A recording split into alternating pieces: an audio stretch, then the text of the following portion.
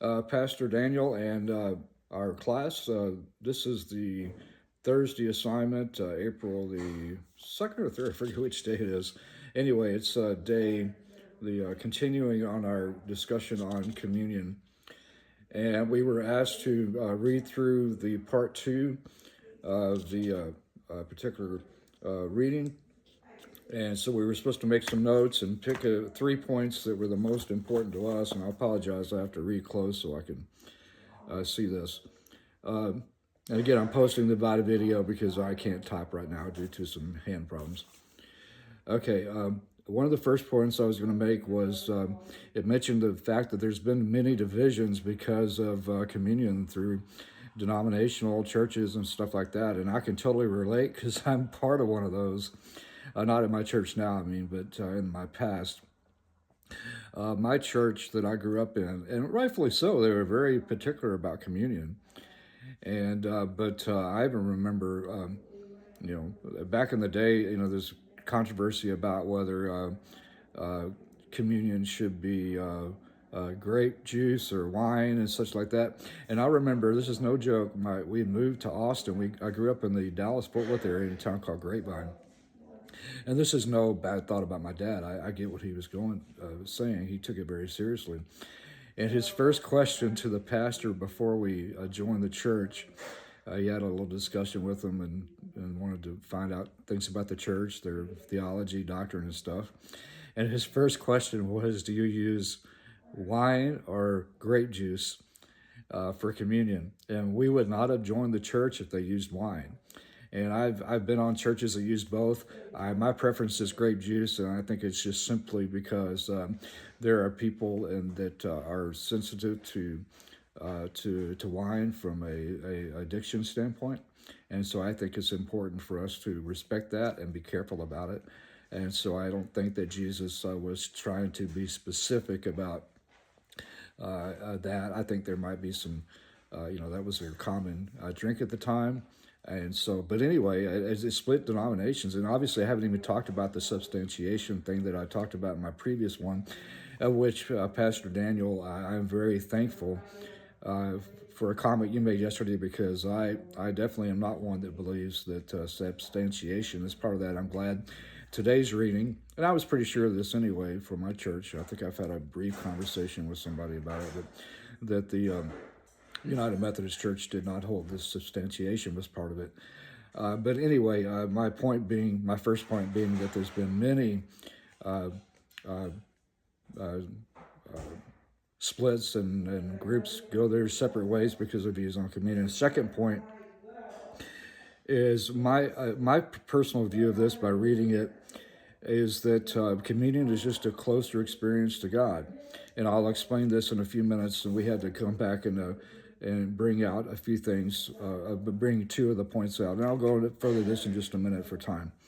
But it is that communion just brings us closer. It's a supernatural experience that brings us closer to God by remembering what he did for us.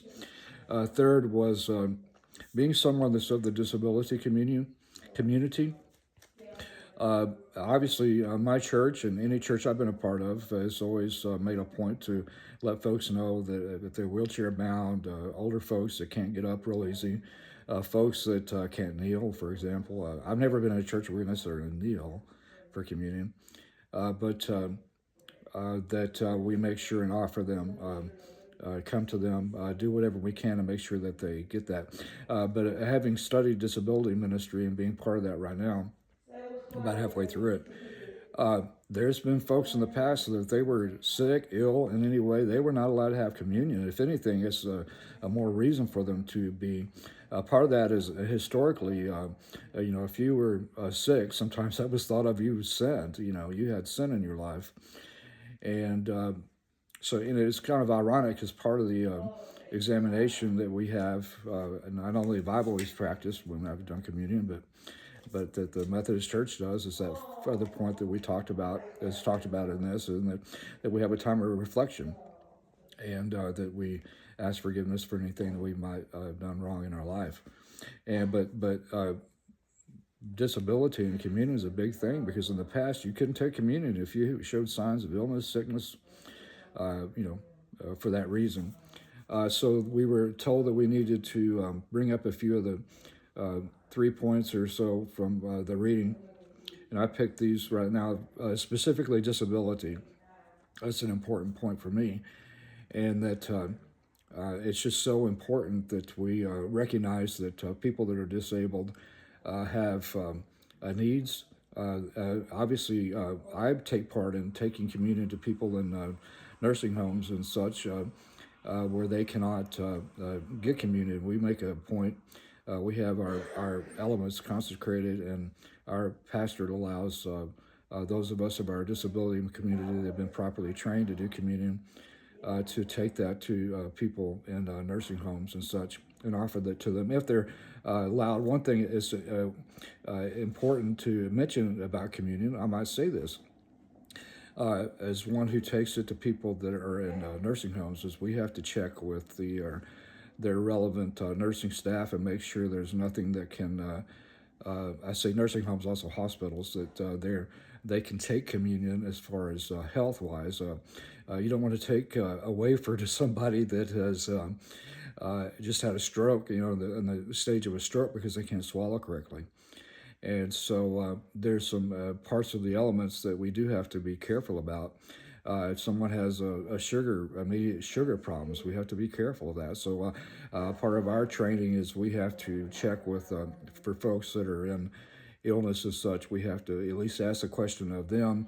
And if they're in a more definitive care situation, we have to ask their nursing staff to make sure it's all right for them to take the elements. And then second, the question was, we were supposed to, why is it more than remembrance? If someone came to me and said, is it just remembrance? And this is the way I'm going to explain it. And I don't know if this is correct to what it is, but this is just my thought. I love the Moody Blues. They're a great rock group from the past. I have Nice and White Satin, but my favorite album of all time is Days of Future Past. And so a number of years ago, when I was probably 20, 21 years old, they came to Houston, where I lived at the time, and they performed in what now is actually a church. At the time, it was the Rockets' home. It was, I think it was Compaq Center. They've changed names a few times. But I was like, man, I've listened to this album for years, and I finally have an opportunity to go experience this song in live. Days of Future Past, my favorite album. And I did, and I'm telling you, it was the greatest thing of all time. And so my note is this: when we have communion, we are experiencing, I believe, a kind of a supernatural experience and remembrance of the cross and what Jesus did for us, the life he lived for us, the principles he taught. And why would we not want to experience that in person if we have the choice versus just hearing about it? And so that's kind of a way I would explain it.